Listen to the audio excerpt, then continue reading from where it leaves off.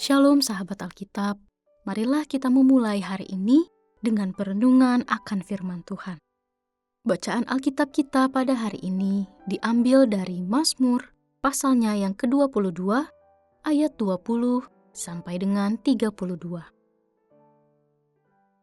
Tetapi Engkau Tuhan, janganlah jauh, ya kekuatanku, segeralah menolong aku.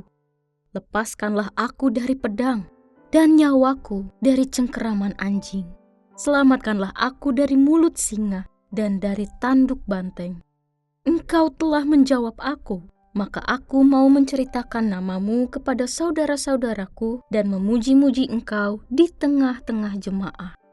Kamu yang takut akan Tuhan, pujilah Dia. Segenap anak cucu Yakub, muliakanlah Dia, dan gentarlah terhadap Dia, hai segenap anak cucu Israel. Sebab Ia tidak memandang hina ataupun menganggap sepi kesengsaraan orang yang tertindas.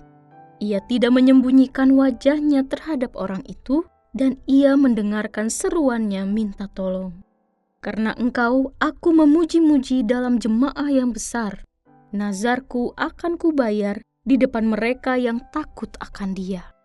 Orang yang sengsara akan makan dan kenyang. Orang yang mencari Tuhan akan memuji-muji Dia. Kiranya hatimu bersukacita senantiasa.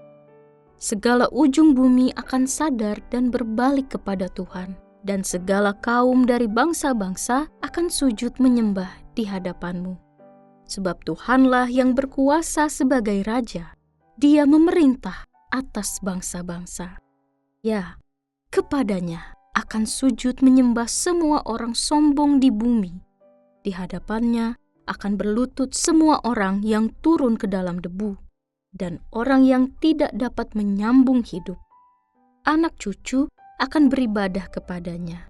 Kepada keturunan yang akan datang akan diceritakan tentang Tuhan.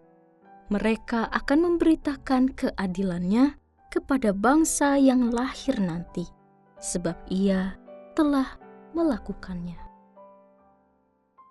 Sahabat Alkitab, cara kerja Tuhan dalam hidup kita merupakan sebuah misteri. Seolah-olah Ia berkarya dalam keheningan serta keagungan malam yang tersembunyi. Meskipun demikian, dalam sanubari yang terdalam, kita tahu bahwa Ia tidak pernah meninggalkan kita dan hanya kepadanya saja kita berharap. Bahkan dari derita yang paling gelap sekalipun, Allah selalu dapat menjadi tempat bagi kita untuk bernaung.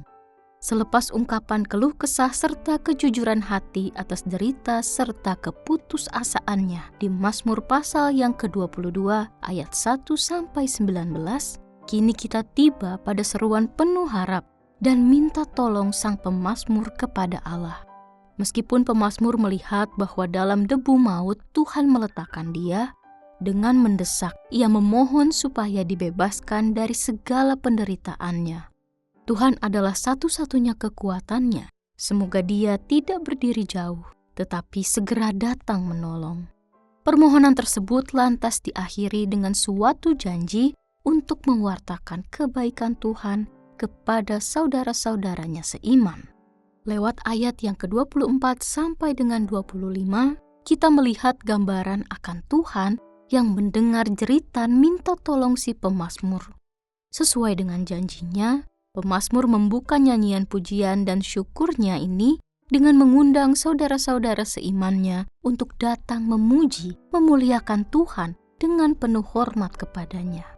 Selanjutnya, ia pun mengungkapkan segala sembah puji dan syukur kepada Allah yang telah memberi pertolongan kepadanya.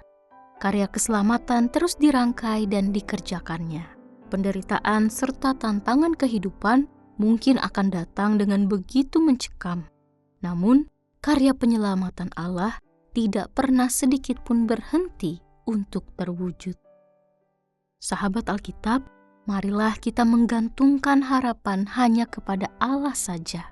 Mungkin saat ini kita belum melihat tanda-tanda dari pemulihan kehidupan kita. Namun, tetaplah percaya dan melabuhkan iman kepada Tuhan saja. Hendaknya kita meyakini bahwa karya keselamatan Tuhan selalu teranyam dalam hidup kita dan akan datang melalui beragam cara yang tidak terduga. Mari kita berdoa. Tuhan yang setia, kami bersyukur atas karya pemulihan-Mu yang tidak pernah berhenti dalam hidup kami.